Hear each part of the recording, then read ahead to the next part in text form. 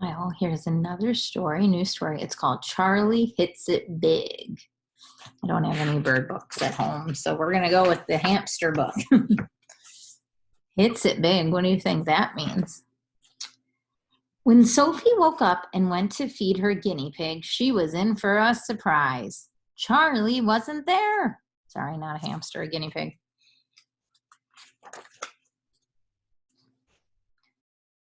Everyone ran around the house shouting, Charlie! Charlie! Charlie! Nothing, not a squeal, not a squeak, nothing but a note.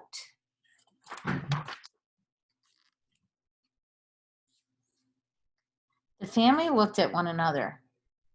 The coast, the note says, off to the coast for an adventure. Later, Charlie. Then Annie looked into Charlie's cage. A clue, Annie shouted. Pigging out. Pigs big in Hollywood. You know what Hollywood is? It's where all the actors and actresses live, and that's where they make movies and TV shows. Meanwhile, high up in the clouds, a 747 was pretending to descend to Los Angeles, California. On board, munching a vegetarian lunch, was Charlie. Will there be anything else? The flight attendant asked him. Got any carrot juice? Tomato, the flight attendant said.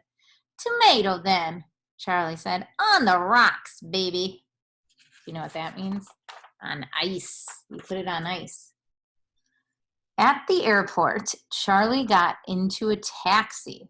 Where to? Hollywood, Charlie said, rubbing his paws together. After checking into a hotel, Charlie boarded a tour bus, Hollywood casting. Casting means you're going to try out to be an actor or an actress in a TV or movie.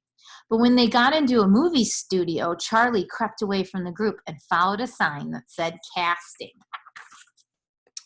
After waiting on a long line, Charlie was given a paper with words to read.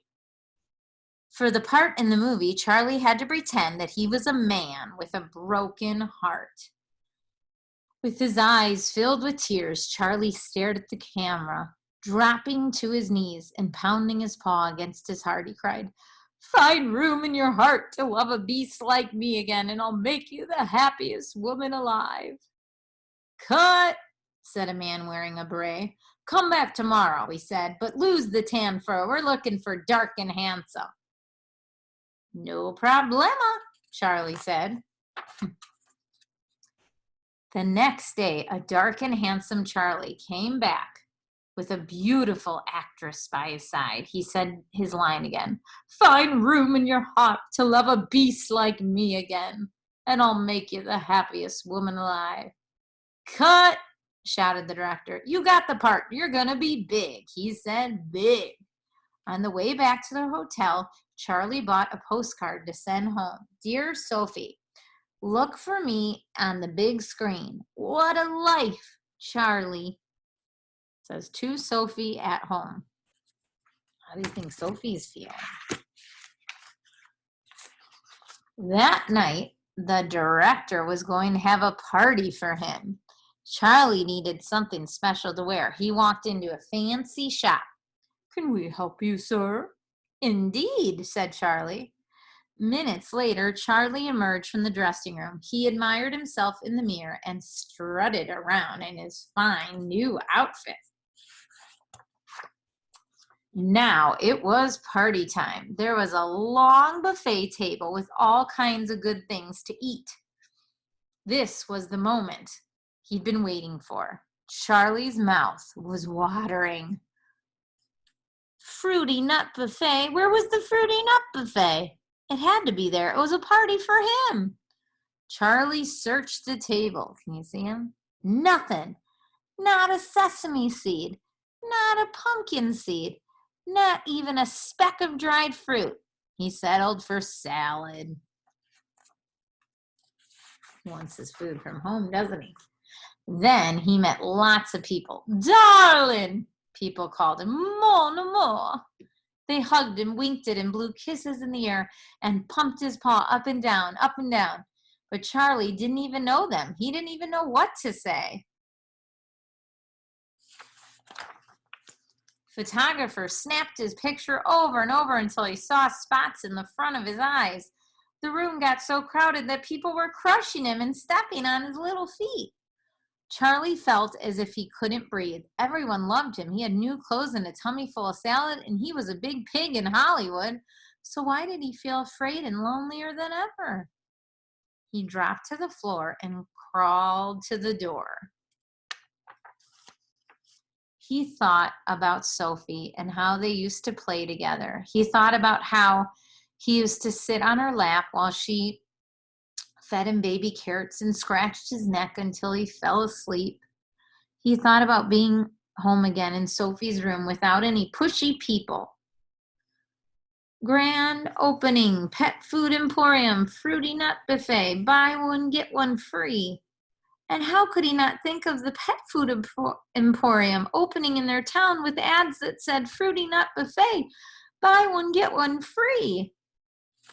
I think he's missing home.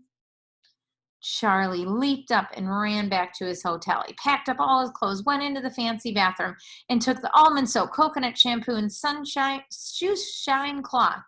Then he went to the lobby. Taxi, he said, waving a paw. Where do you think he's going? Hours later, he was back in his small hometown.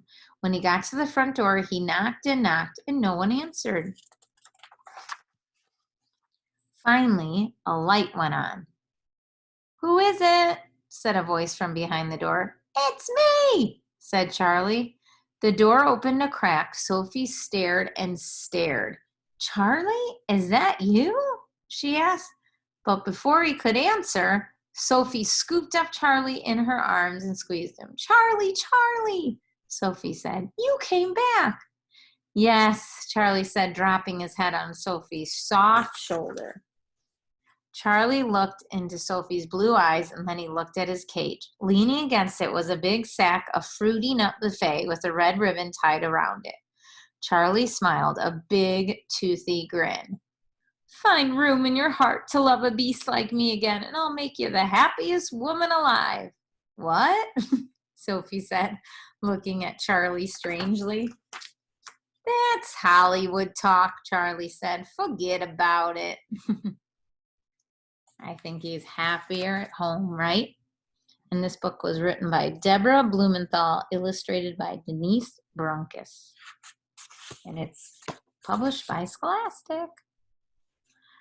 All right, everybody. Hope you liked Charlie Hits It Big.